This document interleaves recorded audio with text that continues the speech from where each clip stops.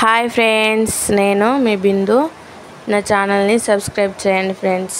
ఈరోజు క్యాబేజీ పప్పు ఎలా వండాలో చూద్దాం. ముందు ఒక కడాయి పెట్టుకొని అందులో ఆయిల్ పోసుకొని పోపు దినుసులు వేసుకోండి. జీలకర్ర, ఆవాలు, కొంచెం పప్పు వేసుకొని కట్ చేసి పెట్టుకున్న ఆనియన్ ముక్కలు, మిరపకాయ ముక్కలు వేసుకొని కొంచెం కరివేపాకు వేసుకొని ఒక 5 మినిట్స్ మూత పెట్టి ఉంచండి. ఉల్లిగడ్డ ముక్కలు మగ్గినాక కట్ చేసి పెట్టుకున్న క్యాబేజీ అందులో వేసుకొని కలబెట్టుకొని ఒక 5 మినిట్స్ మూత పెట్టి క్యాబేజీ మంచిగా ఫ్రై అయినాక అందులో మనం నానబెట్టుకున్న పప్పును, శనగపప్పును వేసుకొని కలబెట్టుకొని ఒక 5 మినిట్స్ లేదా 2 మినిట్స్ మూత పెట్టుకొని గోలనివ్వండి. తర్వాత మూత తీసి అందులో కొంచెం పసుపు, కొంచెం అల్లం వెల్లుల్లి పేస్ట్ వేసుకొని కలబెట్టుకోండి. పసుపు, అల్లం వెల్లుల్లి పేస్ట్ మంచిగా గోలాలి.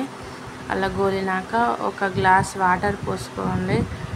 పోసుకొని ఒక 5 మినిట్స్ తర్వాత కొంచెం ఒక టీ స్పూన్ కారం వేసుకోండి.